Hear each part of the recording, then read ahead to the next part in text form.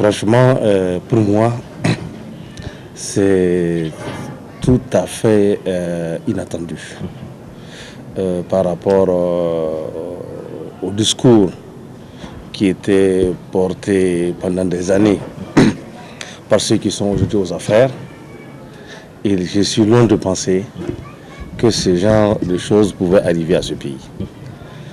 Pendant 20 ans, on s'est trouvé chaque fois avec ce genre de problème où la classe politique a un rapport malsain avec les deniers publics, avec les biens de l'État. Voilà en fait ma première réaction par rapport à votre question.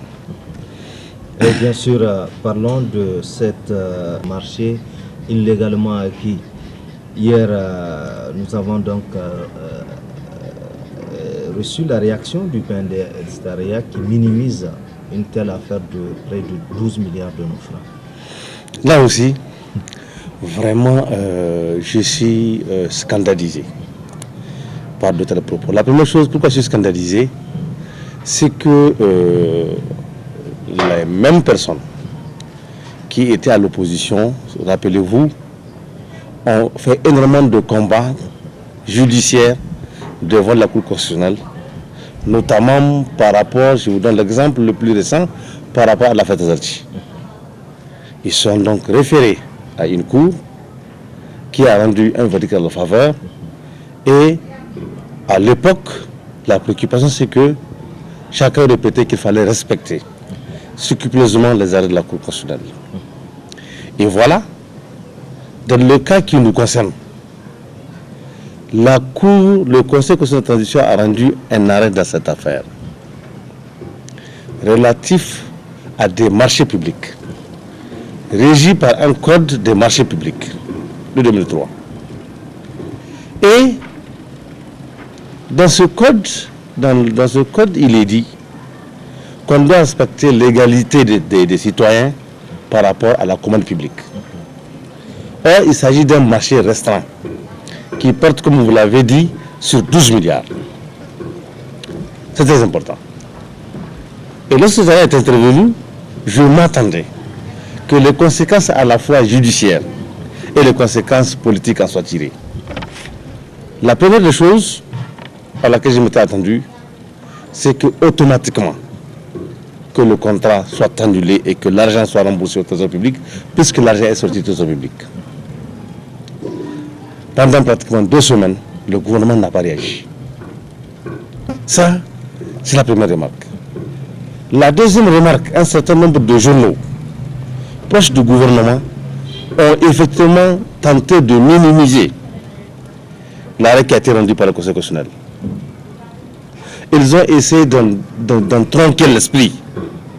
Il a fallu que le Conseil constitutionnel sorte de sa réserve pour dire quel est le sens exact de son arrêt, à savoir que les ministres en question et les députés en question ont bel et bien violé la Constitution. Et la violation de la Constitution a un certain nombre de conséquences. Puisque la violation de la Constitution, lorsque c'est ce qui dit l'article 39, la Constitution, elle dit bien que tout citoyen nigérien, qu'il soit ministre ou pas, a l'obligation absolue de respecter en toutes circonstances la Constitution et l'ordre juridique de la République sous peine des sanctions prévues par la loi. Dans le cas qui nous concerne, en dépit du fait que le marché est illégal, parce qu'on dit quand vous donnez un marché qui par la violation de la loi, ça veut dire que vous devez non seulement l'annuler, mais ça veut dire que vous avez également sorti de façon illégale et irrégulière de l'argent du trésor public. Et on parle également d'une méconnaissance des textes ici. Nous allons justement d'abord vous expliquer les mécanismes qui se passent, en tout cas selon ce que la loi dit. Lorsque la loi parle de sous peine de sanctions prévues par la loi, et bien le code des marchés publics, puisqu'il s'agit du code des marchés publics, a prévu des sanctions en son article 134.1. Voilà ce qu'il est dit. Est puni d'un emprisonnement de 2 à moins de 10 ans et d'une amende de 100 000 à 10 millions le fait par une personne dépositaire de l'autorité publique ou chargée d'une mission de service public ou investie d'un mandat électif, comme c'est le cas de député, ou exerçant les fonctions de représentant, administrateur ou agent de l'État, des collectivités territoriales, des établissements publics, des structures d'économie mixte ou par toute personne agissant pour le compte d'une de celles-ci, de procurer ou de tenter de procurer à autrui un avantage injustifié par un acte contraire aux dispositions législatives et réglementaires. Ceux qui auront bénéficié de ces faits seront punis des mêmes peines. Il ne pourra en aucun cas être fait application des dispositions relatives aux circonstances atténuantes ou au sursis. Les coupables pourront en outre, conformément aux dispositions de l'article 25, être privés de tout ou partie des droits mentionnés à l'article 21 du Code pénal. Ça veut dire quoi? Ça veut dire ici, les ministres concernés ont donné un avantage injustifié à un député. Et vous avez vu la sanction pénale qui est prévue. Et bien, je vais faire une comparaison tout à fait simple. Vous vous rappelez de l'affaire dite Meba. De l'affaire dite Meba, lorsque l'opposition de l'époque l'a relevée, elle a organisé des meetings sur l'entente internationale. Elle a fait des conférences comment on appelle cela, à la maison à MJC, notamment j'ai ici par exemple, à l'époque, comment 3 conférenciers, le ministre là encore qui est concerné par ce contrat, M. Sanoussi Jakou et Bazoum Mohamed ont tenu une conférence justement de secours pour demander la démission du gouvernement et des poursuites contre le ministre concerné et le Premier ministre à l'époque qui était le Premier ministre qui était à l'époque Hamamadou. Voilà exactement le texte de cette conférence qui avait été donné. Et qu'est-ce qui s'est passé? À l'époque, le président de la République, Hamamadou, avait demandé que toutes les personnes qui sont impliquées dans cette affaire soient poursuivies. Et le dossier avait été transmis à la gendarmerie, où les 2 ministres avaient été justement poursuivis sur la base de l'article que je viens de vous lire, en matière d'avantages injustifiés où les gens encourent pratiquement 10 ans de prison. Donc pratiquement une peine criminelle. En dépit du fait que les gens ont sorti également l'argent, c'est également un détournement de deniers publics. C'est donc des violations de la loi. Eh bien, ces personnes-là, il y a eu un procès verbal le 7 août 2006. Et sur la base de ce procès verbal, il y a eu un conseil de ministres le vendredi 15 septembre 2006, où il a été décidé en conseil de ministres qui a examiné et adopté les demandes de mise en accusation devant la Haute Cour de justice lorsque le procès verbal a été fait. Et voilà ce qui a été décidé à l'époque.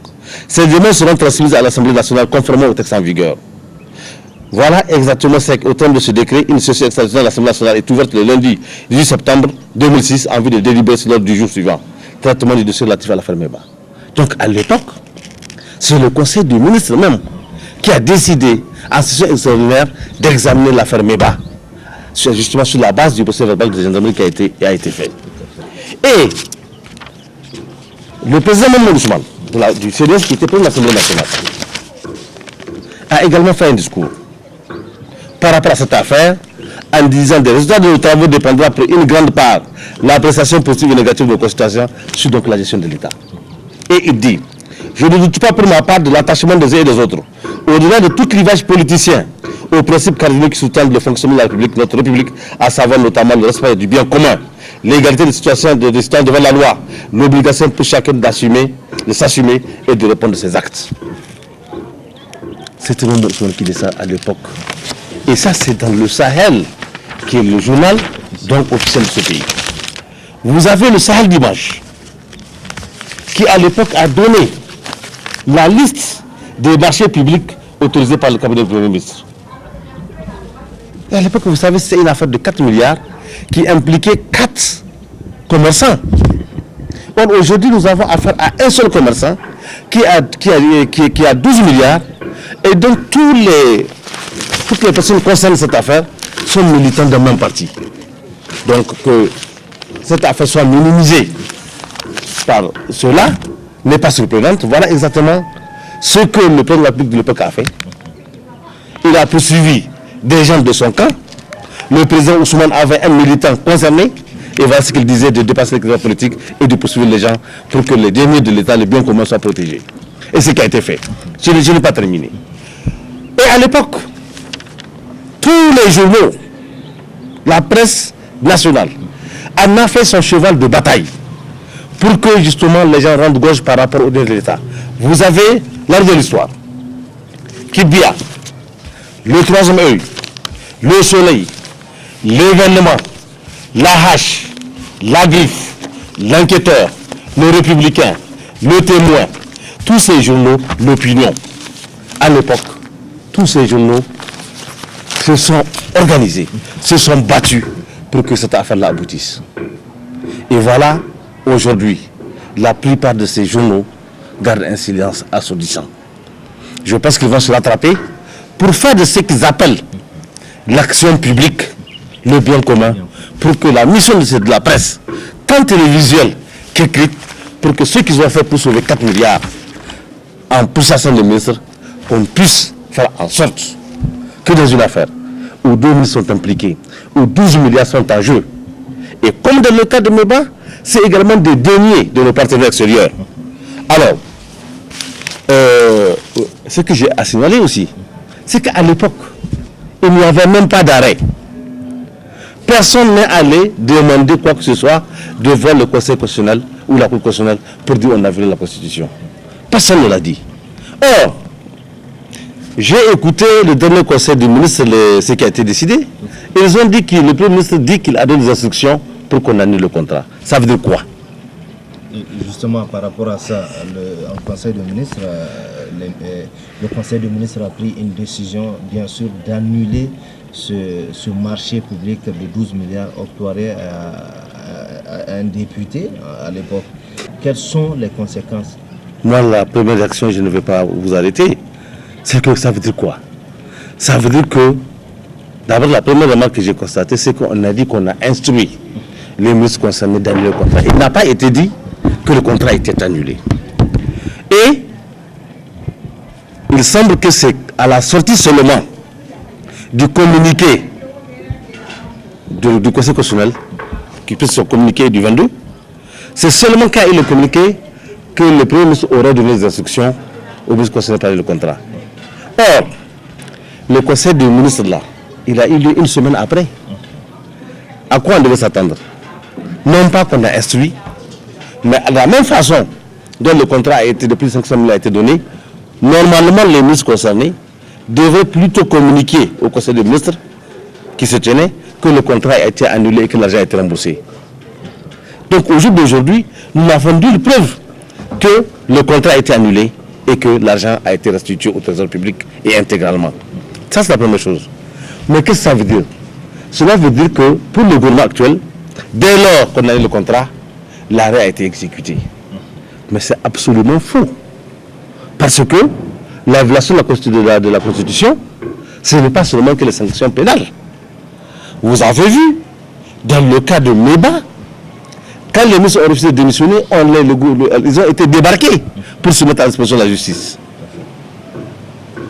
Pourquoi ce qui est vrai pour Meba, où les gens sont remontés que le Premier ministre doit être faux dans l'affaire des marchés publics concernant Amadou Oumarou Manassara?